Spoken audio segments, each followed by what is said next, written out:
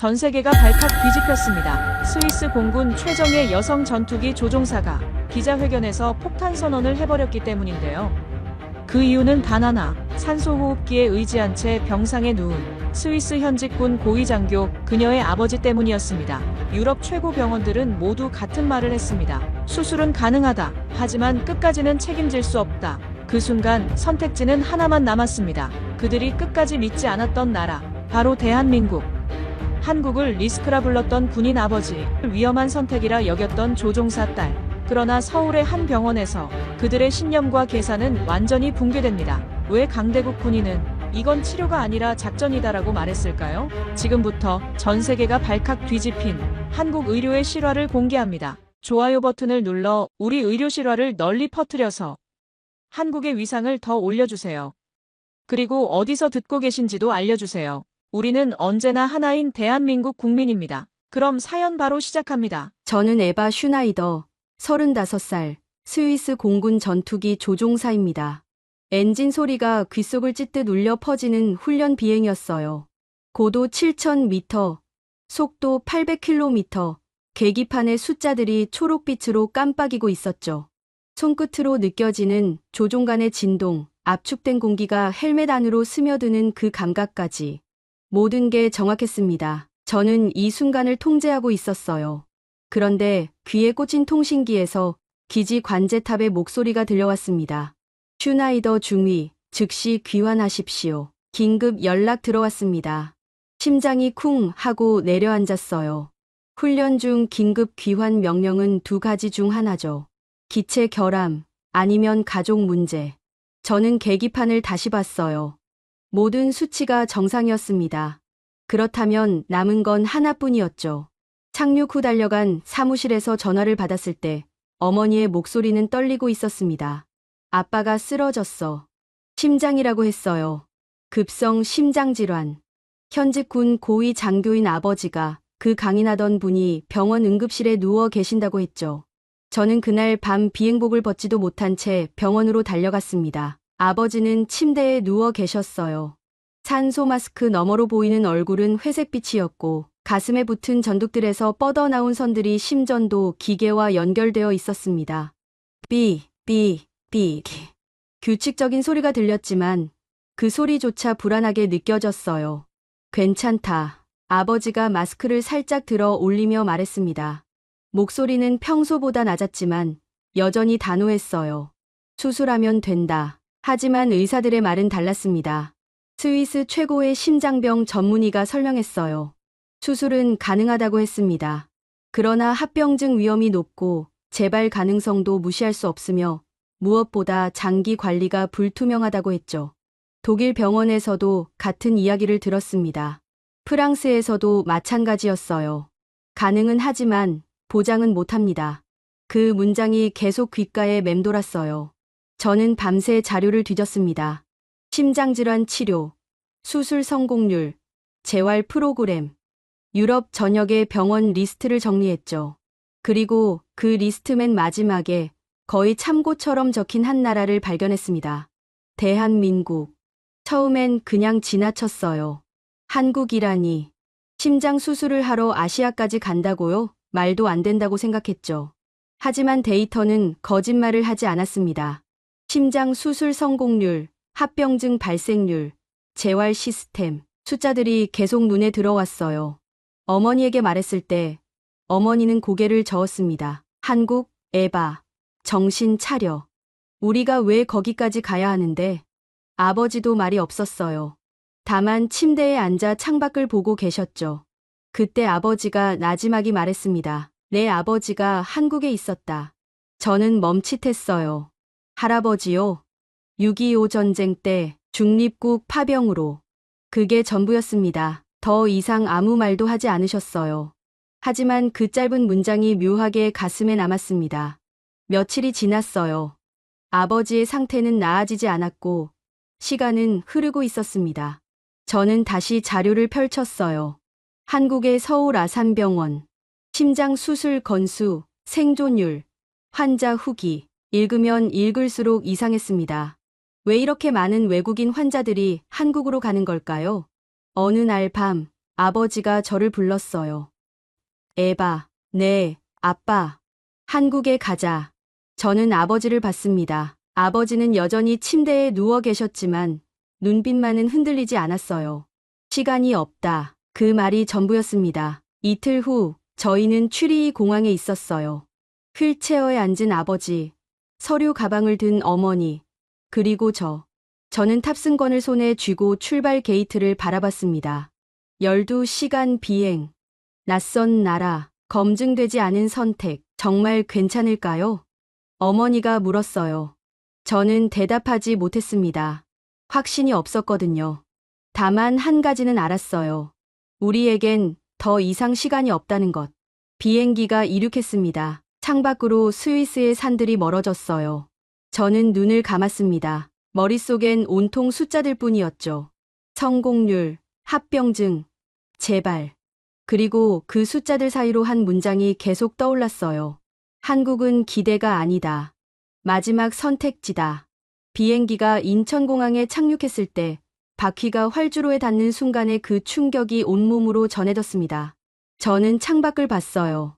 낯선 글자들, 낯선 건물들, 낯선 사람들. 휠체어를 밀며 입국장을 빠져나왔을 때 차가운 공기가 얼굴을 스쳤어요.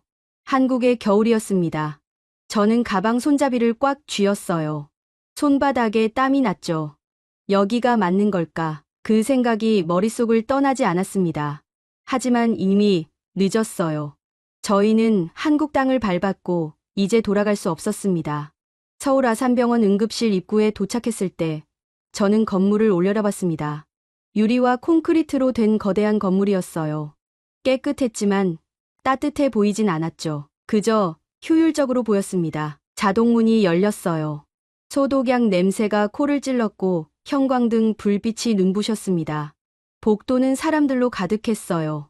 환자복을 입은 사람들, 휠체어를 미는 보호자들, 빠르게 걸어가는 간호사들, 모두가 목적지를 알고 있는 것처럼 움직였죠. 접수 창구에서 서류를 내밀었을 때 직원이 저희를 보더니 고개를 끄덕였어요. 예약 확인됐습니다. 3층 심장내과로 올라가세요. 한국어였지만 영어 통역사가 바로 옆에 서 있었습니다. 모든 게 준비되어 있었어요. 저는 아버지를 봤습니다. 아버지는 휠체어에 앉아 주변을 관찰하고 계셨어요. 표정은 평온했지만 눈빛은 날카로웠죠. 엘리베이터를 타고 3층에 도착했어요. 복도는 1층보다 조용했습니다. 간호사 한 분이 저희를 맞았어요. 이름표엔 김민정이라고 적혀 있었죠. 이쪽으로 오세요. 안내를 받아 진료실 앞 대기실에 앉았습니다. 저는 시계를 봤어요. 오후 2시 40분. 예약 시간은 3시였죠. 20분을 기다려야 했습니다. 그런데 5분도 지나지 않아 진료실 문이 열렸어요. 슈나이더 씨 가족분. 간호사가 저희를 불렀습니다. 저는 시계를 다시 봤어요. 아직 예약 시간이 아니었는데, 하지만 간호사는 이미 문을 활짝 열어두고 있었죠. 진료실 안으로 들어갔습니다. 책상 뒤에 앉은 의사가 일어나 저희에게 고개를 숙였어요. 50대 중반쯤 되어 보이는 남자였습니다. 흰 가운을 입었고 안경 너머로 보이는 눈은 피곤해 보였지만 또렷했어요. 박덕우입니다. 심장내과 교수입니다. 통역사가 말을 옮겼어요. 박덕우 교수는 악수를 청했고 아버지가 휠체어에서 손을 내밀었습니다. 두 사람의 손이 맞닿았을 때 저는 아버지의 표정을 봤어요.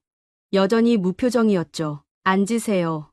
박 교수가 말했습니다. 저희는 의자에 앉았고 박 교수는 컴퓨터 화면을 켰어요. 스위스에서 보낸 의료 기록들이 화면에 떴습니다.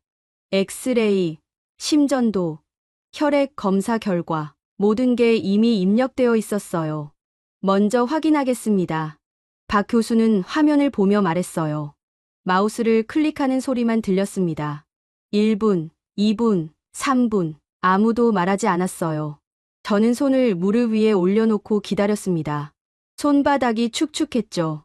박 교수가 화면에서 눈을 떼고 저희를 봤어요.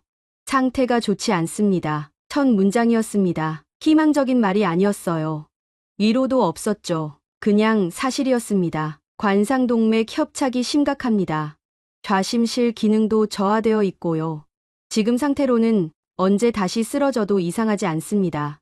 통역사가 말을 옮기는 동안 저는 아버지를 봤어요. 아버지는 박 교수를 똑바로 쳐다보고 있었습니다. 수술이 필요합니까? 아버지가 물었어요. 목소리는 낮고 단단했습니다. 박 교수가 고개를 끄덕였어요. 필요합니다. 관상동맥 우회술. 3군데를 우회해야 합니다. 성공률은 93%, 합병증은 7%, 출혈, 감염, 부정맥 가능성이 있습니다. 아버지는 잠시 말이 없었어요. 그리고 다시 물었습니다. 최악의 경우는? 박 교수는 눈을 깜빡이지 않고 대답했어요. 수술 중 사망. 확률은 2% 미만입니다. 저는 숨이 막혔어요. 하지만 아버지는 고개를 끄덕였습니다. 마치 예상했던 대답인 것처럼요. 누가 집도합니까? 제가 합니다. 경력은 25년. 이 수술은 600건 넘게 했습니다. 아버지가 박 교수를 바라봤어요. 긴 침묵이 흘렀습니다. 저는 그 침묵 속에서 아버지가 무엇을 하고 있는지 알았어요. 관찰하고 있었죠. 평가하고 있었습니다. 지휘 체계는 어떻게 됩니까? 아버지가 물었어요. 저는 깜짝 놀랐습니다. 지휘 체계라니. 병원에서 무슨 군대 이야기를 하는 건가요? 하지만 박 교수는 당황하지 않았어요. 수술팀은 7명입니다. 집도의인 저, 제1보조 1명, 제2보조 1명, 마취과 전문의 1명, 마취 간호사 1명, 순환 간호사 1명, 체외 순환 기사 1명. 각자 역할이 정해져 있고 최종 결정권은 제게 있습니다. 아버지의 눈빛이 변했어요. 미세하게, 하지만 분명히. 문제가 생기면 즉시 보고받고 30초 안에 판단합니다. 누가 책임집니까? 저입니다. 박 교수는 한치의 망설임도 없이 대답했어요. 아버지는 고개를 끄덕였습니다. 그리고 처음으로 입꼬리가 살짝 올라갔죠. 진료가 끝나고 나왔을 때 저는 아버지에게 물었어요. 왜 그런 질문을 하셨어요? 아버지는 휠체어에 앉아 복도를 바라보고 있었습니다. 구조를 봐야 한다. 구조요? 감정이 아니라 구조를. 누가 명령하고, 누가 실행하고, 누가 책임지는지. 그게 보이면 시스템을 신뢰할 수 있다. 저는 아무 말도 하지 못했어요. 아버지는 계속 말했습니다. 저 의사는 희망을 주지 않았다. 위로도 하지 않았어. 하지만 구조는 명확했다. 그게 중요하다. 복도 끝에서 간호사가 저희를 불렀어요. 이번 수속을 해야 한다고 했죠. 저는 휠체어를 밀며 생각했습니다. 아버지는 아직 한국을 믿지 않고 있다. 다만 관찰하고 있을 뿐이다. 검증하고 있다. 한국은 아직 시험을 통과하지 못했어요. 입원실은 6층에 있었습니다. 창밖으로 서울 시내가 보였어요. 회색빛 건물들, 끊임없이 움직이는 차들, 멀리 보이는 산. 낯선 풍경이었죠. 아버지는 침대에 누웠고 간호사가 다시 전극들을 가슴에 붙였어요. 심전도 모니터가 켜졌고 규칙적인 신호음이 울렸습니다. 삐, 삐, 삐. 저는 그 소리를 들으며 의자에 앉았어요. 내일 오전 9시에 수술 전 검사가 있습니다. 간호사가 말했어요. 통역사가 옆에서 설명을 이어갔죠. 심장 초음파, 폐 기능 검사, 추가 혈액 검사를 진행합니다. 결과는 당일 오후에 나옵니다. 그럼 수술은 언제입니까? 어머니가 물었어요. 검사 결과 확인 후 이틀 뒤 예정입니다. 이틀, 생각보다 빨랐어요. 스위스에서는 최소 일주일은 기다려야 한다고 했거든요. 저는 간호사를 봤습니다. 간호사는 차트에 뭔가를 적으며 담담하게 말했어요. 시간이 없으니까요. 그 말이 가슴을 찔렀어요. 시간이 없다. 맞았습니다. 저희에겐 정말 시간이 없었죠. 간호사가 나가고 저희만 남았어요. 어머니는 창가에 서서 밖을 보고 있었고 아버지는 눈을 감고 계셨습니다. 저는 핸드폰을 꺼내 메시지를 확인했어요. 스위스에서 온 연락들이었죠. 동료들, 친구들 모두 걱정하고 있었습니다. 괜찮아? 한국은 어때? 믿을 수 있어? 저는 답장을 쓰려다 멈췄어요. 뭐라고 써야 할지 몰랐거든요. 괜찮다고? 아직 모르겠습니다. 믿을 수 있다고? 그것도 모르겠어요. 다음 날 아침, 검사가 시작됐습니다. 아버지는 휠체어를 타고 검사실로 갔고 저희는 복도에서 기다렸어요. 1시간, 2시간. 시간이 느리게 흘렀습니다. 오후 2시쯤 박덕우 교수가 저희를 불렀어요. 다시 진료실이었죠. 책상 위엔 검사 결과지들이 펼쳐져 있었습니다. 박 교수는 자리에 앉으라는 손짓도 없이 바로 말했어요. 상태가 생각보다 안 좋습니다. 저는 가슴이 철렁했어요. 좌심실 박출률이 35%입니다. 정상은 50% 이상이고요. 폐 기능도 떨어져 있습니다. 마취 유지가 쉽지 않을 겁니다. 박 교수는 모니터를 돌려 저희에게 보여줬어요. 심장 초음파 영상이었습니다. 뛰는 심장이 보였지만 저는 뭐가 뭔지 알 수 없었어요. 다만 박 교수의 표정만 봤죠. 굳어 있었습니다. 수술 시간은 예상보다 길어질 겁니다. 최소 6시간. 출혈 위험도 높고요. 그럼 어떻게 됩니까? 아버지가 물었어요.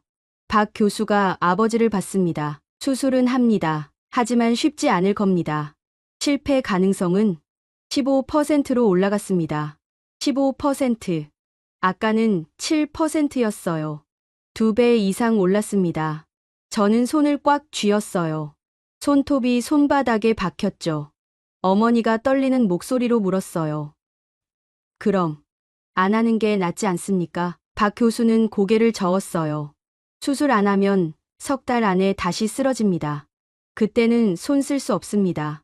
침묵이 흘렀어요. 긴 침묵이었습니다. 저는 아버지를 봤어요. 아버지는 박 교수를 바라보고 있었죠. 왜 안심시키지 않습니까? 아버지가 물었어요. 박 교수가 눈을 깜빡였습니다. 안심시켜야 합니까? 보통은 그러지 않습니까? 걱정하지 말라고, 잘 될 거라고. 박 교수는 잠시 생각하는 듯 했어요. 그리고 말했습니다. 거짓말은 안 합니다. 거짓말이라니요? 확신 없는 안심은 거짓말입니다. 저는 15%의 실패 가능성을 무시할 수 없습니다. 그걸 숨기는 건 환자를 속이는 겁니다. 아버지의 눈빛이 변했어요. 날카로웠던 시선이 조금 부드러워졌습니다. 그럼 성공할 수 있습니까? 할 수 있습니다. 하지만 보장은 못합니다. 최선을 다하겠습니까? 그건 당연한 겁니다. 박 교수는 서류를 정리하며 말했어요. 수술 동의서 작성하셔야 합니다. 모든 위험 요소가 명시되어 있습니다. 읽어보시고 서명하세요. 간호사가 서류를 가져왔어요. 저는 서류를 받아 읽기 시작했습니다. 한글과 영어가 함께 적혀 있었죠. 수술 과정, 위험 요소, 합병증, 사망 가능성. 모든 게 적혀 있었어요. 숨김없이 어머니가 제 팔을 잡았어요. 에바, 이거 맞는 거야? 저는 대답하지 못했습니다. 맞는지 모르겠어요. 다만 한 가지는 알았죠. 이 사람들은 숨기지 않는다는 것. 위험을 감추지 않는다는 것. 아버지가 펜을 들었어요. 줘봐. 서류를 넘겨받은 아버지는 읽지도 않고 바로 서명했습니다. 저는 놀라 아버지를 봤어요. 아빠, 안 읽어보세요? 이미 다 들었다. 하지만 에바, 아버지가 저를 봤어요. 이 사람은 책임을 회피하지 않는다. 그걸로 충분하다. 박 교수가 서류를 받아들었어요. 그리고 말했습니다. 모레 아침 6시에 수술실로 들어갑니다. 준비 잘하세요. 진료실을 나왔을 때 복도는 여전히 사람들로 붐볐어요. 저는 휠체어를 밀며 생각했습니다. 왜 안심시키지 않지? 그 질문이 머릿속을 떠나지 않았어요. 왜 희망적인 말을 하지 않는 걸까요? 왜 위험을 숨기지 않는 걸까요? 그런데 이상했어요. 불안한 대신 오히려 마음 한쪽이 조금 가라앉는 것 같았습니다. 거짓 희망보다는 정직한 위험이 나았어요. 속삭이는 위로보다는 단단한 책임이 나았습니다. 병실로 돌아왔을 때 아버지는 창밖을 보고 있었어요. 저는 물었습니다. 아빠, 괜찮으세요? 응, 무섭지 않으세요? 아버지가 저를 봤어요. 그리고 처음으로 미소를 지었습니다. 아주 작은 미소였죠. 두렵긴 하지. 하지만 저 의사는 믿을 만하다. 왜요? 책임을 먼저 보여줬으니까. 저는 아무 말도 하지 못했어요. 다만 아버지 옆에 앉아 창밖을 함께 봤습니다. 서울의 밤이 천천히 내려오고 있었어요. 모니터에서 신호음이 계속 울렸습니다. 삐. 규칙적이고 단조로운 소리. 하지만 그 소리가 이상하게 안심이 됐어요. 이틀 후면 수술이었습니다. 수술 전날 밤이었습니다. 저는 병실 간이 침대에 누워 있었어요. 잠이 오지 않았죠. 천장만 바라봤습니다. 형광등은 꺼져 있었지만 복도 불빛이 문틈으로 새어 들어왔어요. 모니터에 초록빛 숫자들이 깜빡이고 있었습니다. 어머니는 아버지 옆 의자에서 졸고 계셨어요. 고개가 옆으로 기울어져 있었죠. 아버지는 침대에 누워 눈을 감고 계셨습니다. 숨소리가 규칙적이었어요. 새벽 4시쯤이었을 거예요. 갑자기 모니터 소리가 달라졌습니다. 삐삐삐삐삐삐. 저는 벌떡 일어났어요. 모니터를 봤습니다. 숫자들이 빠르게 변하고 있었어요. 심박수가 급격히 올라가고 있었죠. 70, 80, 90, 100. 아빠, 아버지의 얼굴이 일그러져 있었어요. 이마에 땀이 맺혀 있었고 숨을 헐떡이고 있었습니다. 가슴, 아프다. 저는 비상 버튼을 눌렀어요. 빨간 버튼을 있는 힘껏 눌렀습니다. 손이 떨렸죠. 30초도 안 돼서 간호사가 달려왔어요. 2명이었습니다. 한 명은 아버지에게 달려갔고 한 명은 벽에 붙은 전화기를 들었어요. 심장내과 당직 호출. 6층 612호. 급성 흉통. 간호사의 목소리는 빨랐지만 떨리지 않았어요. 정확했습니다. 저는 그 모습을 보며 뒤로 물러섰죠. 어머니가 제 팔을 붙잡았습니다. 1분도 안 돼서 의사가 왔어요. 젊은 남자 의사였습니다. 흰 가운을 휘날리며 달려왔죠. 청진기를 아버지 가슴에 댔어요. 심전도 다시. 간호사가 기계를 조작했습니다. 종이가 쭉 뽑혀 나왔어요. 의사는 그걸 보더니 전화기를 집어들었습니다. 박덕우 교수님, 슈나이더 환자 상태 급변했습니다. 심근경색 의심됩니다. 전화 너머에서 뭔가 말하는 소리가 들렸어요. 의사는 고개를 끄덕이며 대답했습니다. 네, 지금 바로 올리겠습니다. 전화를 끄는 의사가 간호사들에게 말했어요. 응급 심혈관 조영술, 지금 바로 준비. 모든 게 빨랐어요. 간호사들이 침대 브레이크를 풀었고 링거를 침대 기둥에 걸었습니다. 의자를 치웠고 문을 활짝 열었죠. 보호자분들은 여기 계세요. 간호사가 말했어요. 저는 고개를 저었습니다. 아니요, 같이 갈게요. 안 됩니다. 검사실엔 보호자 출입이. 제발요. 저는 간호사를 붙잡았어요. 손이 떨렸습니다. 간호사가 저를 봤어요. 그리고 잠시 망설이다 고개를 끄덕였습니다. 복도까지만 가능합니다. 침대가 움직이기 시작했어요. 저는 뛰어서 따라갔습니다. 어머니도 함께 뛰었죠. 복도를 달렸어요. 엘리베이터를 탔습니다. 2층으로 내려갔어요. 심혈관 조영실이라는 팻말이 보였습니다. 2개의 문이 있었어요. 안쪽 문은 닫혀 있었고 빨간 불이 켜져 있었죠. 아버지를 실은 침대가 안으로 들어갔어요. 문이 닫히기 직전 아버지와 눈이 마주쳤습니다. 아버지는 저를 보고 있었어요. 입술이 움직였지만 소리는 들리지 않았죠. 문이 닫혔습니다. 저는 그 앞에 서서 문만 바라봤어요. 어머니가 제 옆에 섰습니다. 둘 다 아무 말도 하지 못했어요. 5분쯤 지났을까요? 복도 끝에서 사람이 걸어왔어요. 박덕우 교수였습니다. 평상복 위에 흰 가운을 걸쳤고 머리가 약간 흐트러져 있었어요. 집에서 급히 나온 것 같았죠. 박 교수는 저희를 보더니 고개를 끄덕이고는 조영실 안으로 들어갔어요. 문이 다시 닫혔습니다. 기다림이 시작됐어요. 10분, 20분, 30분. 시간이 흐르지 않는 것 같았어요. 저는 벽에 기대 서 있었습니다. 다리에 힘이 없었죠. 어머니는 바닥에 주저앉아 있었어요. 40분쯤 지났을 때 문이 열렸어요. 박 교수가 나왔습니다. 마스크를 내리고 저희에게 다가왔어요. 저는 박 교수의 얼굴을 봤습니다. 땀이 맺혀 있었어요.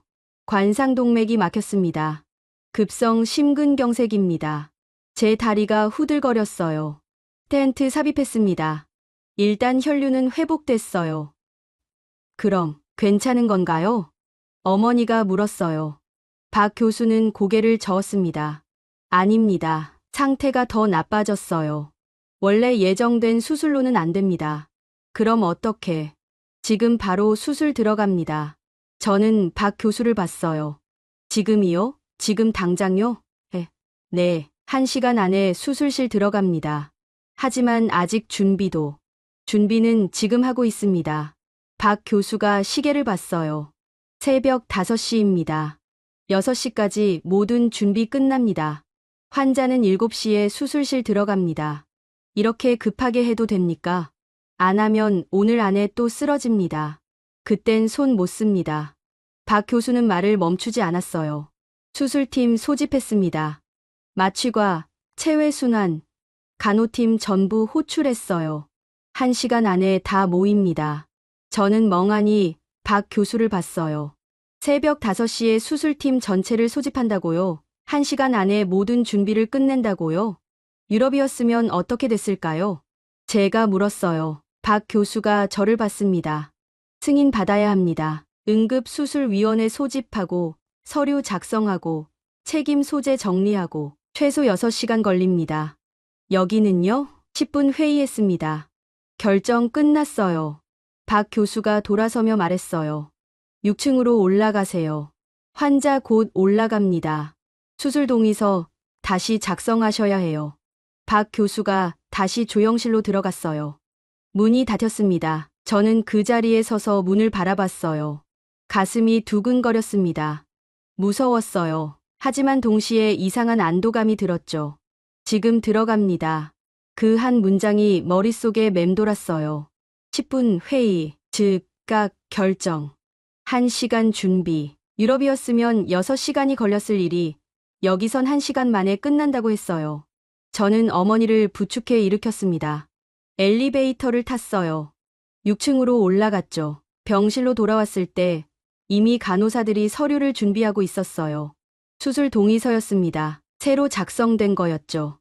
응급 관상동맥 우회술, 위험도 높음, 예상 시간 7, 8시간. 저는 펜을 들었어요. 손이 떨렸지만 서명했습니다. 어머니도 옆에서 서명했어요. 간호사가 서류를 받아가더니 말했어요. 6시 30분에 수술실로 모시겠습니다. 그때까지 환자분과 함께 계실 수 있어요. 네, 간호사가 나가고 저희만 남았어요. 저는 시계를 봤습니다. 5시 40분. 50분 남았어요. 창밖이 밝아오고 있었습니다. 서울의 아침이 시작되고 있었어요. 저는 창가에 서서 밖을 봤습니다. 한국은 시간을 벌어줬다. 그 생각이 들었어요. 승인도, 회의도, 책임 회피도 없이 그냥 움직였습니다. 결정하고, 준비하고, 실행했어요. 문이 열렸어요. 아버지가 침대에 누운 채 들어왔습니다. 산소 마스크를 쓰고 있었지만 눈은 떠 있었어요. 저는 아버지 옆으로 갔습니다. 손을 잡았어요. 차가웠지만 힘이 있었습니다. 아빠. 응, 무섭지 않으세요? 아버지가 미소 지었어요. 마스크 너머로 보이는 희미한 미소였죠. 이제는 안 무섭다. 왜요? 여기는 작전 같으니까. 저는 눈물이 났어요. 참으려 했지만 참을 수 없었습니다. 눈물이 볼을 타고 흘렀어요. 아버지가 제 손을 꽉 쥐었습니다.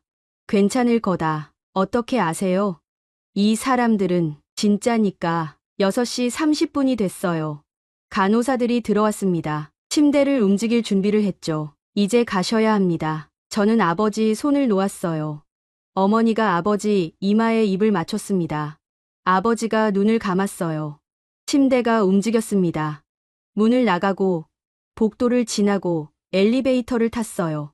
저는 끝까지 따라갔습니다. 수술실 앞에 도착했어요. 큰 회색 문이 보였습니다. 수술 중 출입 금지라는 빨간 글씨가 붙어 있었죠. 문이 열렸어요. 침대가 안으로 들어갔습니다. 문이 닫혔어요. 저는 그 문 앞에 서서 한참을 그렇게 서 있었습니다. 수술실 앞 대기실은 좁았습니다. 의자가 10개쯤 있었고 벽에는 시계가 걸려 있었어요.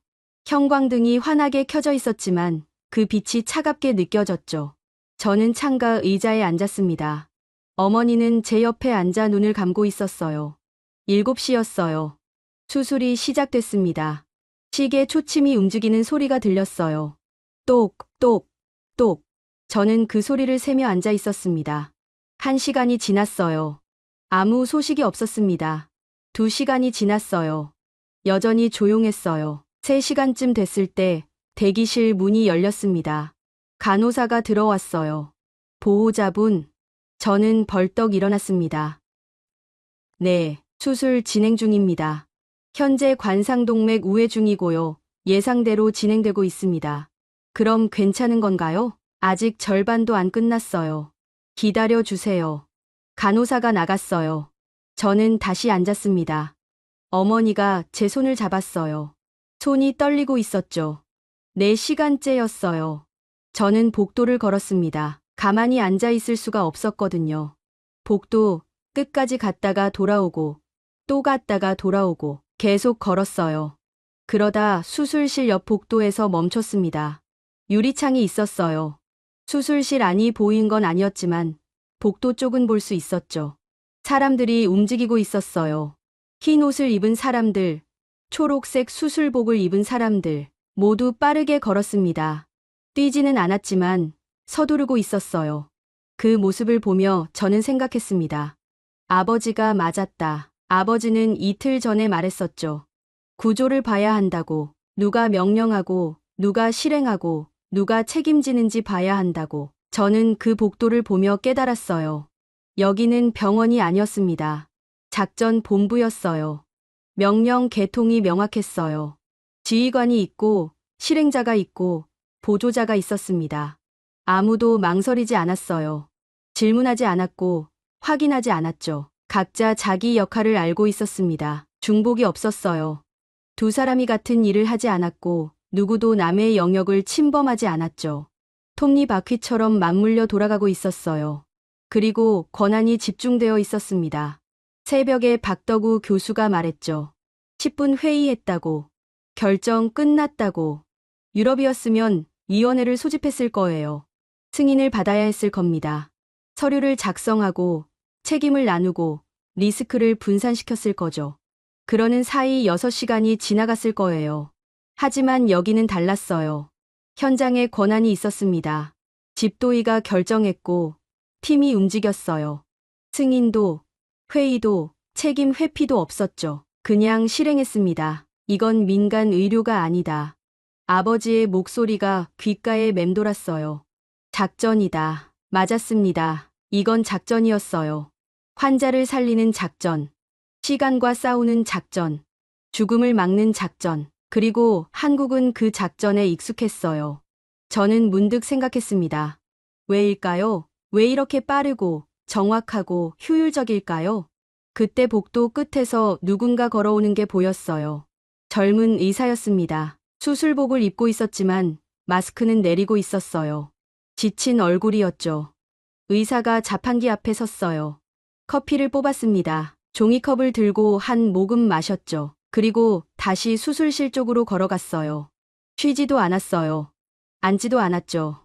커피 한 모금 마시고 바로 돌아갔습니다. 그 모습이 가슴을 찔렀어요. 이건 매일 반복되는 일이다. 새벽에 호출받는 것도, 1시간 만에 준비하는 것도, 8시간 수술하는 것도 모두 일상이었어요. 특별한 게 아니었죠. 저는 대기실로 돌아왔습니다. 어머니는 여전히 눈을 감고 있었어요. 저는 옆에 앉아 시계를 봤습니다. 5시간째였어요. 오후 1시쯤 문이 다시 열렸어요.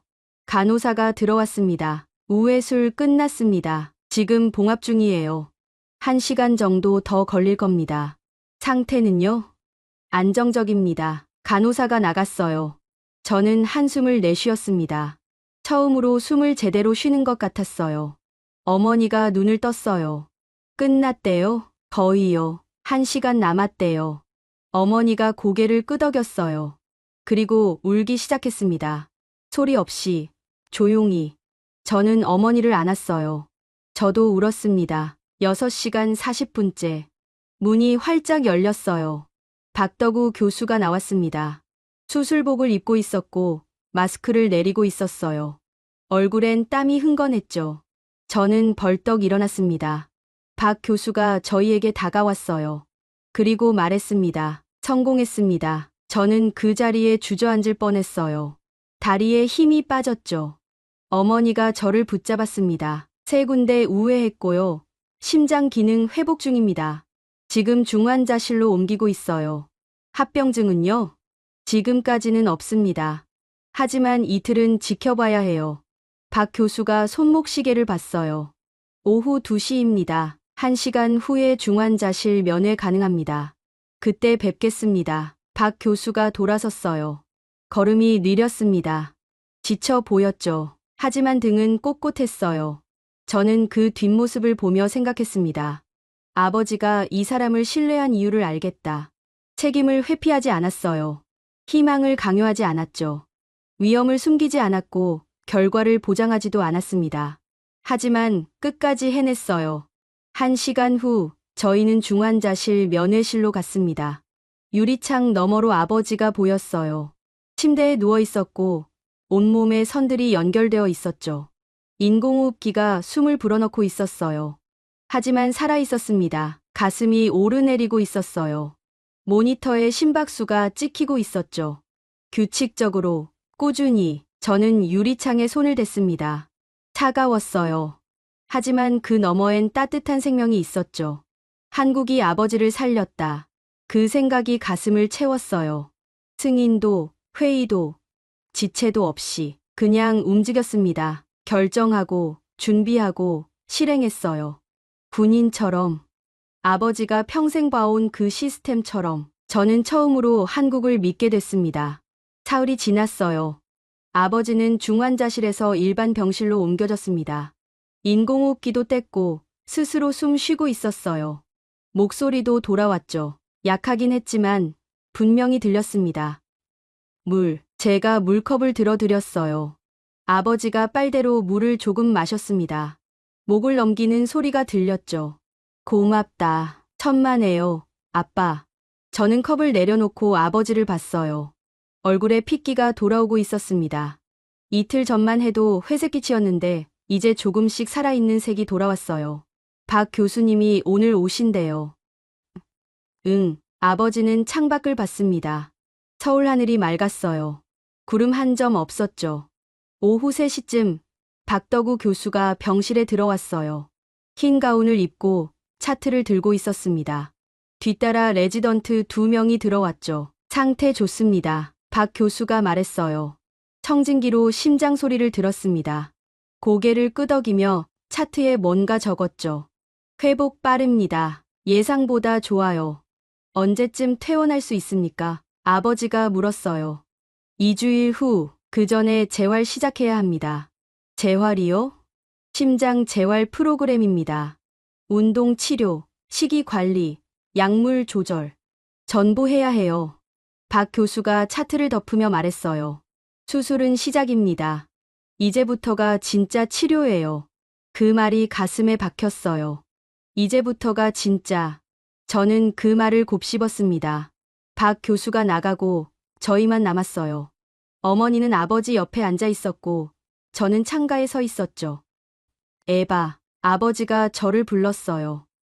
네, 너 힘들지? 저는 고개를 저었어요. 아니에요. 거짓말이었습니다. 힘들었어요. 지난 일주일 동안 제대로 잠도 못 잤고 밥도 거의 못 먹었어요. 샤워는 이틀에 한 번 했고 옷은 계속 같은 걸 입고 있었죠. 하지만 말할 수 없었어요.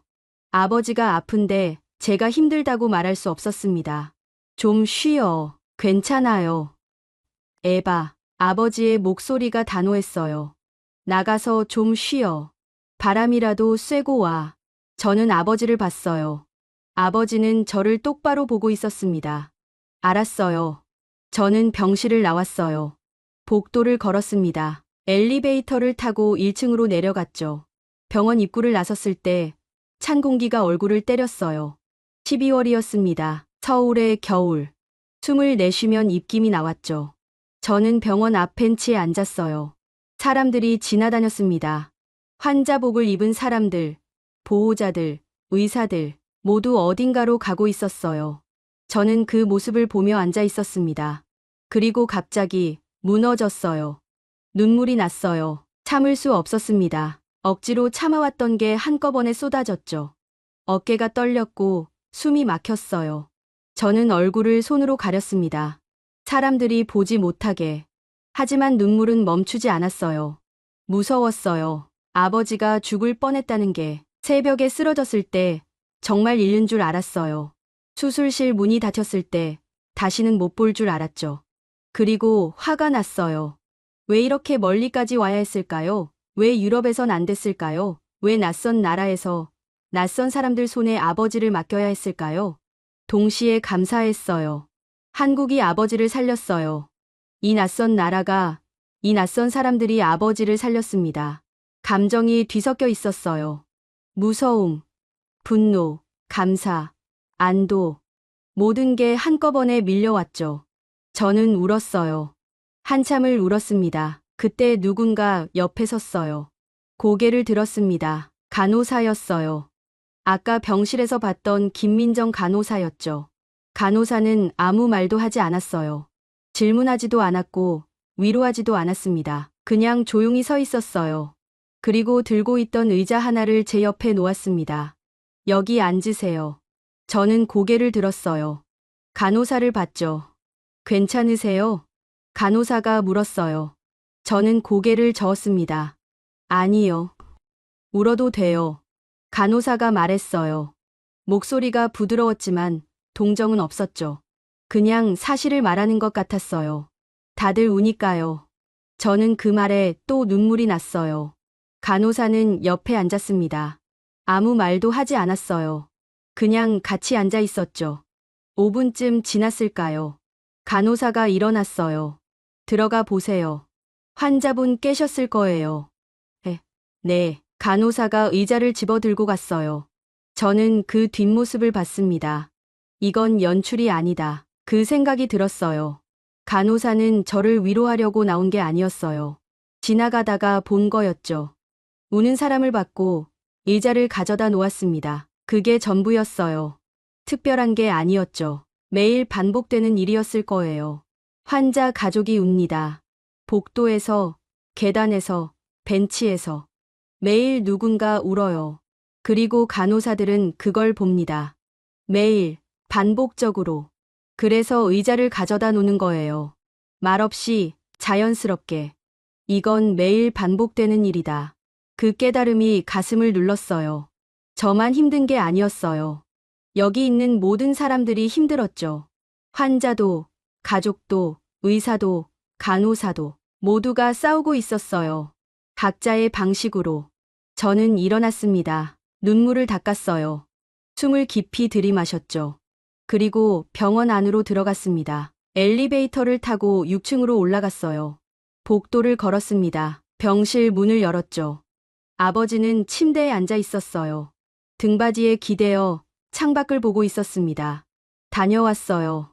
아버지가 저를 봤어요. 괜찮아? 네. 저는 의자에 앉았습니다. 아버지, 옆에, 그리고 말했어요. 아빠, 전 처음 알았어요. 뭘? 여기 사람들이 얼마나 대단한지. 아버지가 미소 지었어요. 작은 미소였지만 따뜻했습니다. 나도 알았다. 뭐요? 왜 여기가 다른지. 창밖으로 서울이 보였어요. 해가 지고 있었습니다. 하늘이 주황빛으로 물들고 있었죠. 저는 그 하늘을 보며 생각했습니다. 이제 믿는다. 한국을, 이 시스템을, 이 사람들을. 일주일이 지났어요. 아버지는 이제 침대에서 일어나 걸을 수 있었습니다. 천천히였지만 스스로 걸었어요. 복도를 한 바퀴 도는데 15분 걸렸죠. 저는 옆에서 부축했습니다. 괜찮으세요? 응, 괜찮다. 아버지의 숨소리가 거칠었어요. 하지만 멈추지 않았죠. 한 걸음 걸었습니다. 병실로 돌아왔을 때 아버지는 침대에 앉아 숨을 골랐어요. 이마에 땀이 맺혀 있었죠. 물 좀. 제가 물컵을 건넸어요. 아버지가 마셨습니다. 그리고 창밖을 봤어요. 내일 퇴원 상담이지? 네, 오후 2시요. 박 교수님이 오시나? 그렇대요. 아버지가 고개를 끄덕였어요. 다음 날 오후 박덕우 교수가 병실에 왔습니다. 차트를 들고 있었고 뒤에 재활의학과 의사 한 분이 함께 왔어요. 앉으세요. 저희는 의자에 앉았어요. 박 교수는 책상 앞에 섰습니다. 회복 상태 좋습니다. 예상보다 빠릅니다. 그럼 퇴원해도 됩니까? 아버지가 물었어요. 박 교수가 고개를 끄덕였어요. 네, 이틀 후 퇴원 가능합니다. 저는 안도의 한숨을 내쉬었어요.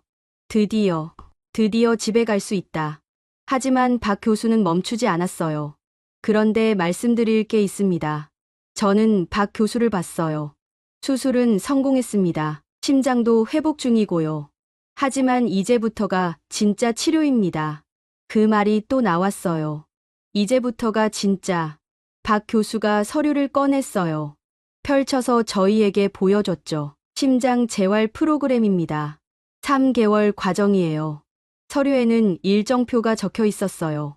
주 3회 운동 치료, 주 1회 영양 상담, 매일 약물 복용, 월 1회 검사. 운동은 필수입니다. 유산소 운동, 근력 운동, 유연성 운동.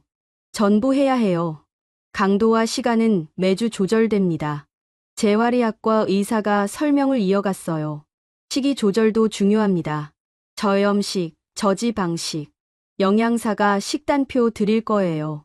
약은요? 어머니가 물었어요. 5가지입니다. 항혈소판제, 스타틴, 베타 차단제, AC 억제제, 이뇨제. 매일 정해진 시간에 드셔야 해요. 박 교수가 또 다른 서류를 꺼냈어요. 추적 검사 일정입니다. 1개월 후 첫 검사, 3개월 후 두 번째 검사, 6개월 후 세 번째 검사, 심장 초음파, 혈액 검사, 운동 부하 검사 전부 합니다. 저는 서류를 받아봤어요. 빽빽하게 적혀 있었습니다. 일정, 항목, 주의사항. 이거 전부 해야 합니까? 네, 전부 해야 합니다. 박 교수가 단호하게 말했어요. 수술로 혈관은 뚫었습니다. 하지만 심장 기능은 완전히 회복된 게 아니에요. 재활 안 하면 다시 나빠집니다. 재발할 수도 있습니까? 아버지가 물었어요. 있습니다. 재활 안 하면 5년 내 재발률 40%입니다. 재활 제대로 하면 10%로 떨어져요. 숫자가 명확했어요. 40%와 10% 차이가 컸죠. 스위스로 돌아가시죠. 박 교수가 물었어요. 네, 그럼 거기서 재활 받으셔야 해요. 제가 소견서 써드릴게요. 거기 병원에 전달하시면 됩니다. 박 교수가 컴퓨터를 켰어요. 타이핑을 시작했습니다. 키보드 소리만 들렸죠. 2분쯤 후 프린터에서 서류가 나왔어요. 박 교수가 서류를 집어 저희에게 건넸습니다. 수술 기록, 회복 경과, 약물 처방, 재활 계획 전부 들어있어요. 영어로 작성했습니다. 저는 서류를 받았어요. 6장이었습니다. 꼼꼼하게 적혀 있었어요. 그리고 이거. 박 교수가 명함을 건넸어요. 제 이메일입니다. 문제 생기면 연락하세요. 언제든. 저는 명함을 봤어요. 박덕우, 심장내과 교수, 이메일 주소.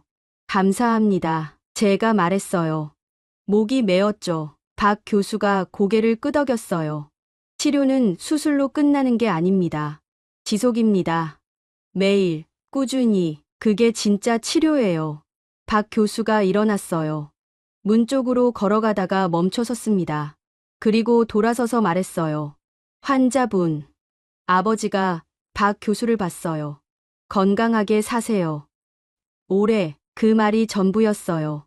박 교수는 나갔습니다. 저는 손에 든 서류를 봤어요. 명함을 봤죠. 이제부터가 진짜 치료. 그 말이 계속 맴돌았어요. 수술은 끝났어요. 성공했죠. 하지만 끝이 아니었습니다. 시작이었어요. 재활, 검사, 약물, 관리, 모든 게 남아 있었죠. 그리고 한국은 그것까지 준비해 놓았어요. 계획을 짰고, 일정을 잡았고, 소견서를 써줬습니다. 책임을 명확히 했어요. 끝까지. 저는 그 단어를 떠올렸어요. 한국은 끝까지 책임졌습니다. 수술만 하고 끝이 아니었어요. 회복까지, 재활까지, 그 이후까지 모든 걸 봤죠. 저는 아버지를 봤어요. 아버지는 창밖을 보고 있었습니다. 아빠. 응, 이제 괜찮으실 거예요. 아버지가 저를 봤어요. 미소 지었죠. 그래, 괜찮을 거다. 이틀 후, 퇴원 날이었어요. 아침 일찍 짐을 쌌습니다. 많지 않았어요. 옷 몇 벌, 세면도구, 서류들. 간호사가 와서 퇴원 수속을 도왔어요. 서류에 서명하고, 약을 받고, 마지막 체크를 했죠. 조심히 가세요. 간호사가 말했어요. 감사합니다. 저는 고개를 숙였어요. 간호사도 고개를 숙였죠. 복도를 걸었어요. 엘리베이터를 탔습니다. 1층으로 내려갔죠. 병원 입구를 나섰을 때 햇살이 눈부셨어요. 12월이었지만 따뜻했습니다. 택시를 탔어요. 인천공항으로 가는 길이었죠. 저는 뒤를 돌아봤어요. 병원 건물이 점점 작아졌습니다. 저 안에서 아버지가 살아났어요. 저 안에서 기적이 일어났죠. 아니, 기적이 아니었어요. 시스템이었습니다. 책임이었고 지속이었죠. 택시가 고속도로에 올랐어요. 서울이 멀어졌습니다. 저는 창밖을 보며 생각했어요. 한국, 고마워요. 공항 라운지는 조용했어요. 아버지는 휠체어에 앉아 있었고 어머니는 옆에서 물을 건넸죠. 저는 창가에 서서 활주로를 봤습니다.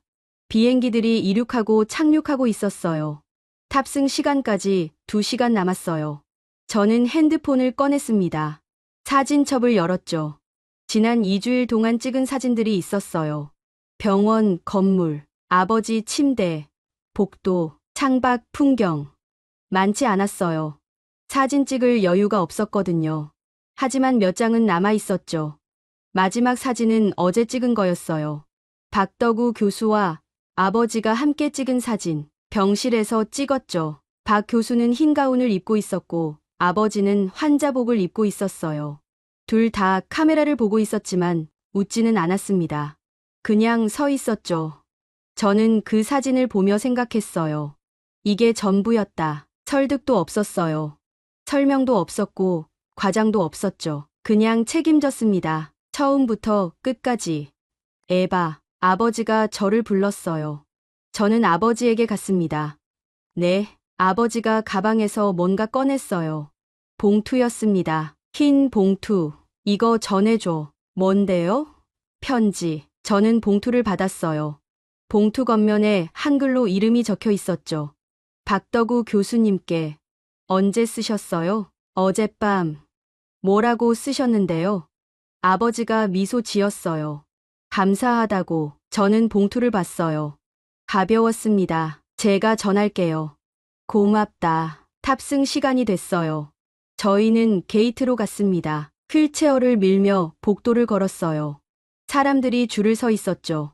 탑승구 앞에서 멈췄어요. 아빠, 잠깐만요. 왜? 편지 전하고 올게요. 저는 뛰었습니다. 라운지를 빠져나와 엘리베이터를 탔어요. 1층으로 내려갔죠. 공항 우체국이 있었어요. 들어가서 봉투를 꺼냈습니다. 이거 보내주세요. 서울 아산병원으로요. 직원이 봉투를 받았어요. 주소를 적었습니다. 무게를 재고 요금을 계산했죠. 2,500원입니다. 저는 돈을 냈어요. 영수증을 받았습니다. 언제 도착하나요? 내일 오전이요. 감사합니다. 저는 우체국을 나왔어요. 다시 뛰었습니다. 엘리베이터를 타고 탑승구로 돌아갔죠. 아버지와 어머니가 기다리고 있었어요. 보냈어요? 네, 고맙다. 저희는 비행기에 탔어요. 좌석에 앉았습니다. 아버지는 창가, 어머니는 중간, 저는 통로 쪽. 안전벨트를 맸어요. 비행기가 움직이기 시작했어요. 천천히 활주로로 나갔습니다. 멈춰 섰죠. 엔진 소리가 커졌어요. 진동이 느껴졌습니다. 그리고 이륙했어요. 바퀴가 땅에서 떨어지는 순간 몸이 뒤로 쏠렸어요. 저는 창밖을 봤습니다. 인천이 멀어졌어요. 건물들이 작아지고 도로가 선처럼 보였죠. 바다가 나타났습니다. 푸른 바다, 그리고 구름 속으로 들어갔어요. 하얀 구름, 아무것도 보이지 않았습니다. 저는 눈을 감았어요. 머릿속에 지난 2주일이 스쳐 지나갔습니다. 새벽 응급실. 박덕우 교수의 단호한 목소리. 수술실 문. 대기실 시계. 간호사가 가져다 준 의자. 복도를 걷는 아버지. 모든 순간이 선명했어요. 그리고 깨달았습니다. 한국은 우리를 설득하지 않았다. 처음부터 그랬어요. 희망을 주지 않았고 안심시키지 않았죠. 위험을 숨기지 않았고 결과를 보장하지도 않았어요. 하지만 책임졌습니다. 명확하게 끝까지 설명하지도 과장하지도 않았다. 맞았어요. 데이터를 보여줬고 위험을 말했고 계획을 세웠죠. 그게 전부였어요. 그저 끝까지 책임졌다. 수술만 한 게 아니었어요. 회복을 받고 재활을 계획했고 추적 검사 일정을 잡았죠. 소견서를 써줬고 연락처를 줬어요. 끝까지 저는 눈을 떴어요. 비행기는 구름 위를 날고 있었습니다. 햇빛이 쏟아졌어요. 눈부셨죠. 아버지가 제 손을 잡았어요. 에바, 네, 나 한 가지 배웠다. 뭐요? 아버지가 창밖을 봤어요. 전투기든 심장이든 가장 강한 건 끝까지 운용 가능한 시스템이라는 거. 저는 아버지를 봤어요. 한국이 그렇다는 거죠? 응, 한국은 끝까지 간다. 아버지의 목소리가 잔잔했어요. 하지만 확신에 차 있었죠. 저는 고개를 끄덕였어요. 저도 배웠어요. 뭘? 신뢰는 말이 아니라 행동에서 온다는 거요. 아버지가 미소 지었어요. 비행기는 계속 날았습니다. 서쪽으로, 집으로. 하지만 제 마음 한구석엔 한국이 남아 있었어요. 그 차가운 복도, 규칙적인 모니터 소리, 묵묵히 일하는 사람들, 끝까지 책임지는 시스템, 모두 남아 있었습니다. 12시간 후 저희는 추리히에 도착했어요. 공항을 빠져나왔을 때 스위스의 차가운 공기가 얼굴을 맞았습니다. 익숙한 공기였어요. 집으로 가는 차 안에서 저는 핸드폰을 꺼냈어요. 메시지를 썼습니다. 박덕우 교수님께 보내는 메시지였죠. 교수님, 에바 슈나이더입니다. 무사히 도착했습니다. 아버지 상태 좋습니다. 편지 받으셨는지 모르겠네요. 정말 감사드립니다. 한국을 그리고 교수님을 평생 잊지 않겠습니다. 전송했어요. 답장이 올 거라고 기대하지 않았어요. 박 교수는 바쁠 테니까요. 하지만 10분 후 답장이 왔습니다. 편지 잘 받았습니다. 재활 열심히 하세요. 건강하십시오. 짧았어요. 하지만 충분했죠. 저는 핸드폰을 내려놓고 창밖을 봤어요. 스위스 산들이 보였습니다. 눈 덮인 산. 아름다웠어요. 하지만 마음 한구석은 여전히 서울에 있었습니다. 그곳의 사람들과 시스템과 책임과 함께. 여러분은 언제 의료 시스템을 진정으로 신뢰하게 되셨나요? 수술의 성공이 기적이 아니라 책임 있는 시스템에서 나온다는 걸 저는 한국에서 배웠습니다. 이 이야기가 마음에 닿으셨다면 구독과 좋아요 부탁드립니다. 부탁드립니다. 부탁드립니다. 부탁드립니다. 부탁드립니다.